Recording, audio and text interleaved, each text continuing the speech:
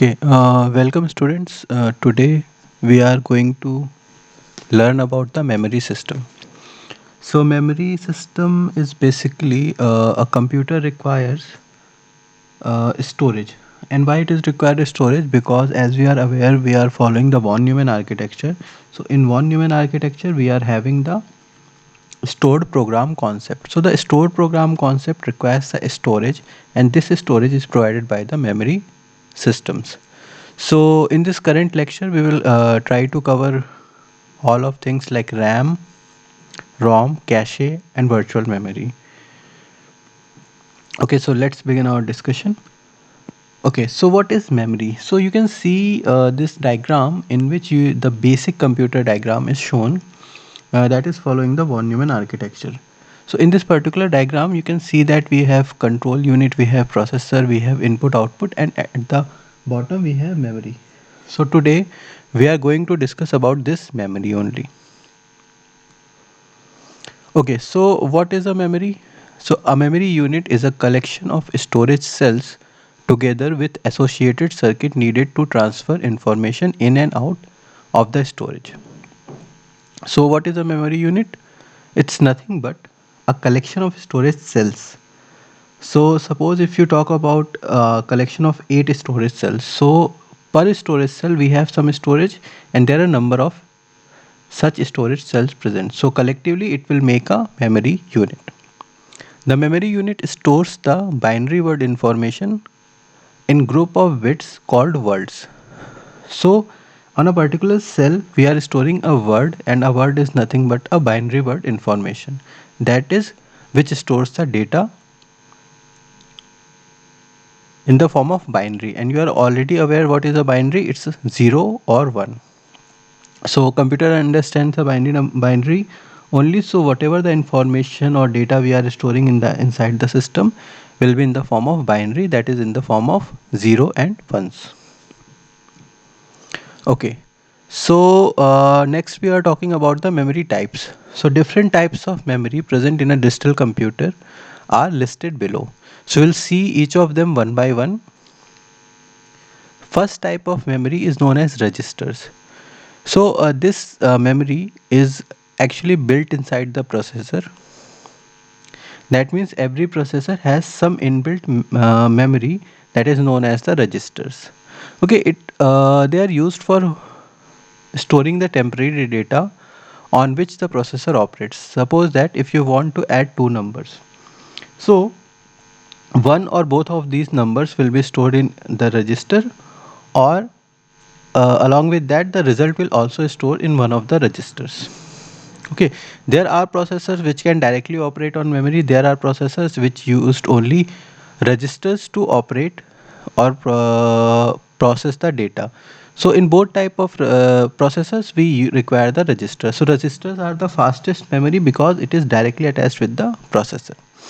Now second is your RAM. RAM is also known as the random access memory or main memory.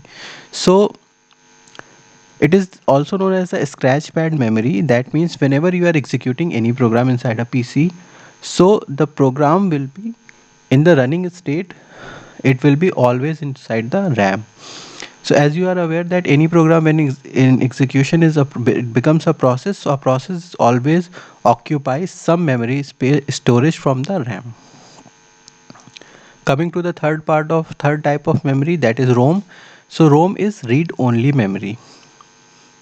It is generally used to store the firmware data or the data that is required only for reading.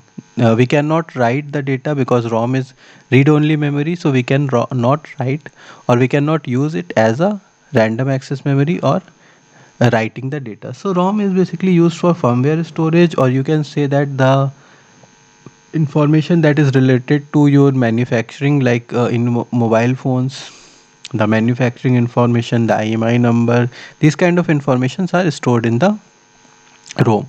So this is normally a small storage, and this stores the data that will be permanent.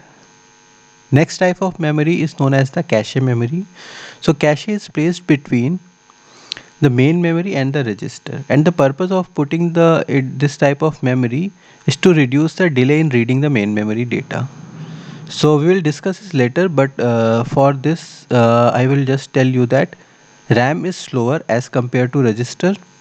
So what we are doing here, that we are putting a small memory in between the RAM and register to increase the access speed. Cache is much more faster than RAM, and cache uses the frequently used data, or cache stores the frequently used data and put it near to the processor. So when it's near to the processor on a faster memory, so obviously it will improve the overall performance of the system. Not only that, putting a memory, but we also use different algorithms to achieve this performance. Next is your secondary storage. So as you are aware that RAM is random access memory, yes, it is primary memory, good, but RAM is also a volatile storage. Volatile means whenever the power is lost, the data is present in the RAM will be lost. But what do we need? We need this data to be permanent. Or suppose you are writing a Word document. So yes, while writing it's in the RAM only, but when you are saving that document, you need a permanent storage. So all the systems have some secondary storage. So this secondary storage is basically designed with the basically uses the volatile non-volatile storage. That means whenever you save the data, it will remain it in the file until you change it. So it used to store the user file, operating system, and executable programs. Now last one is the virtual memory. So virtual memory is nothing real memory, because the name itself suggests it's a virtual memory. What we are doing, we are just using the small portion of the secondary memory and make it available as a part of main memory. So in this way it will just increase the existing size of RAM. So virtual memory is somewhere used when we need more RAM that is present, or you can say when we want to expand the user space. So virtual memory is a useful tool. So this is like a kind of algorithmic implementation, virtual memories. So these are the types of memory present in any digital computer. So these are registers, RAM, ROM, cache, secondary memory, and virtual memory. We will see them in details in the upcoming slides. Okay. Now talking about the memory characteristics. So there are six basic characteristics of a memory. First one is the location.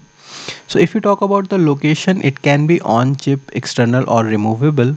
So on chip means internal, or external means that is connected via some data cable, and removable like your pen drives and other data. So removable can be attached whenever required and detached whenever not required.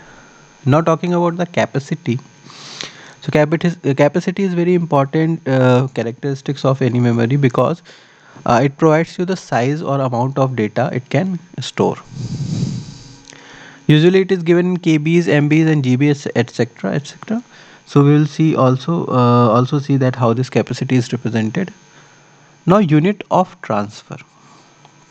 That means how we transfer the data, or how much data we can transfer at a time from that particular memory.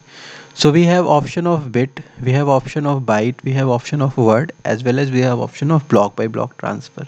So bit, byte, word are normally used for RAM. Block transfer is used in the cache memory. Now coming to the access methods. Access methods provide you how you are reading the data. Not only reading as well as writing the data, both will require the access to the particular memory location. So we have two types of access method. One is known as sequential, other is known as the random access. So sequential method means to reaching a certain block, we have to read all the previous blocks. That is all the predecessors block from that particular memory location. In contrast with sequential, we have random access. That means we can access any block at any time. At any time means without any delay. That means all the blocks are access time will be equal for all the blocks. Next is your performance. So performance is decided by the access time or throughput of your memory. So the access time is a value that is the time to require a particular memory location, or to the time taken to access a particular memory location. The lower the value of the access time, the better, or you can say the faster is the memory system. Now talking about the physical type of a memory system. So it basically provides you what type of material is used to create that particular memory location. So we have variety of options to create a memory system, and out of that we have almost used every of them. Like semiconductors, so if you talk about RAM, if you talk about your flash memory or pen drive, or your memory card inside your mobile phone. Next type is your magnetic type. So in magnetic type, what we have, your secondary storage, or you can say the hard drive. Optical, you have options of CD drive, DVD drive, something like this. So these are the basic characteristics of any memory system. Okay, so let's discuss each characteristic in detail.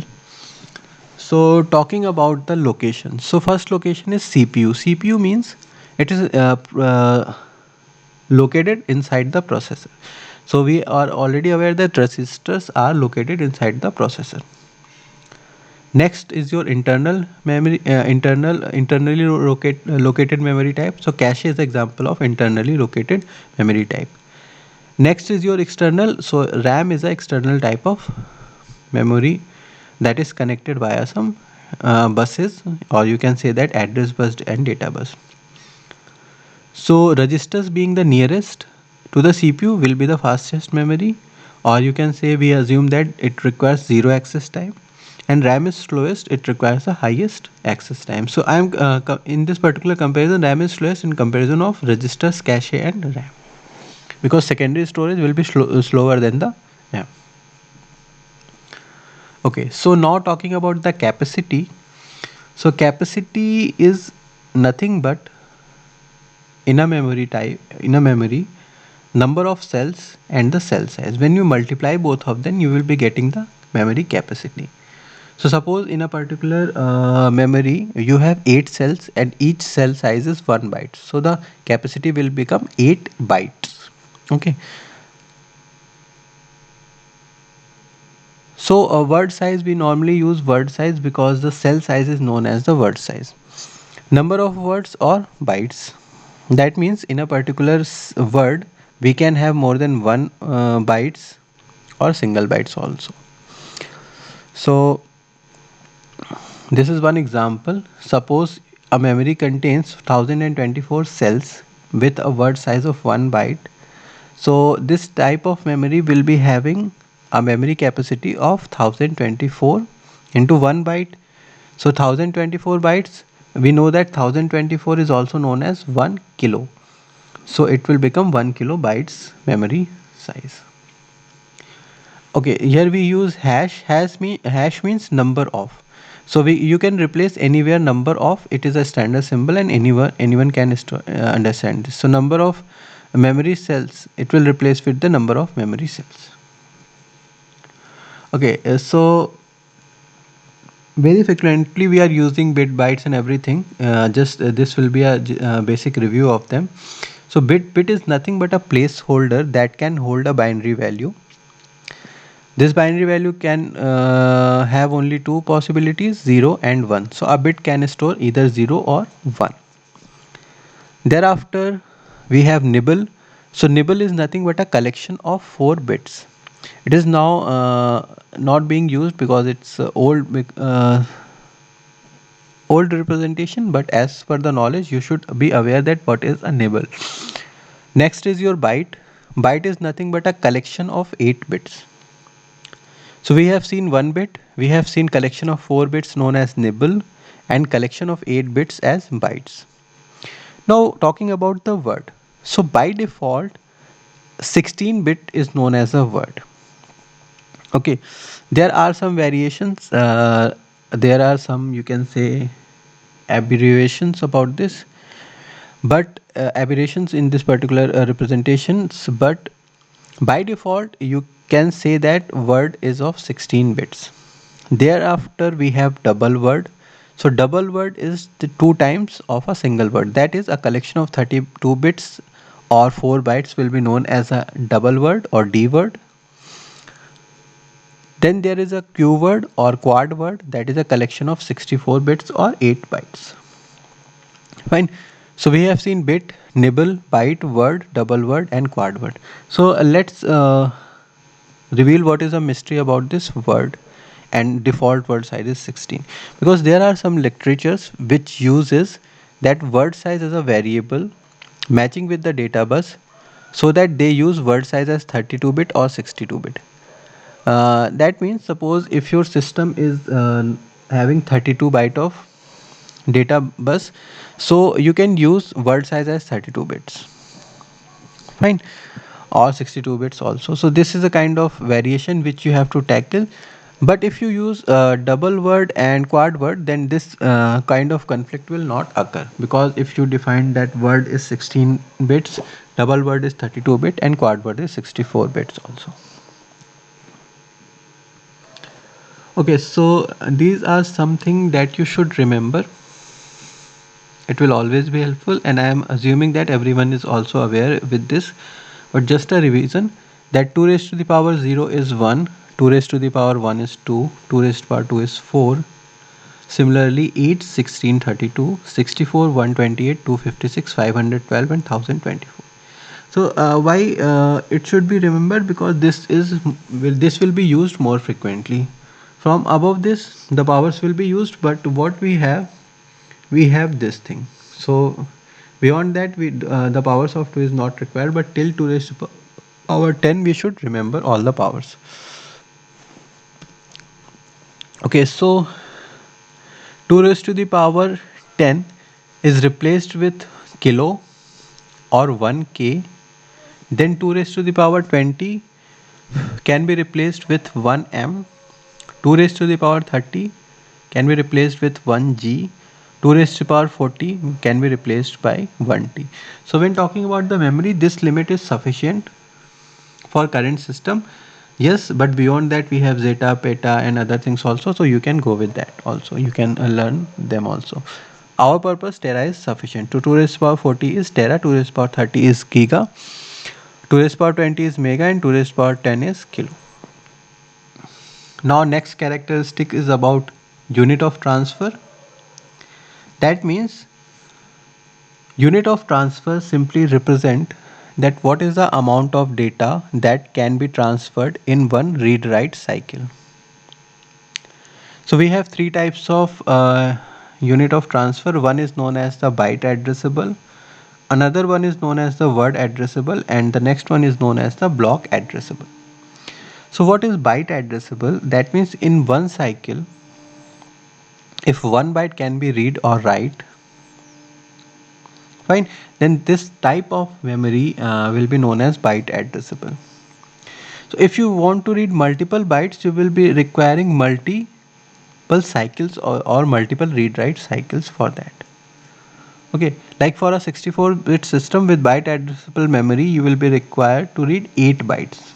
So you'll require 8 read write cycles in a case of you are using a byte addressable memory in a 64-bit system. Now next is your word addressable. So in word addressable system, a word can be directly transferred. So for 64-bit system, okay, with word addressable memory, you can read a 64-bit data at a single go. Next is your block addressable memory. So a block may consist of set of words, like 16 words, 32 words, something like this. It can be transferred in one go. Like this is used from RAM to cache transfer, but obviously it will require more than one cycle, because your RAM is word addressable only. So transferring a block will require those many cycles. So okay, so block transfer is used in the cache memory.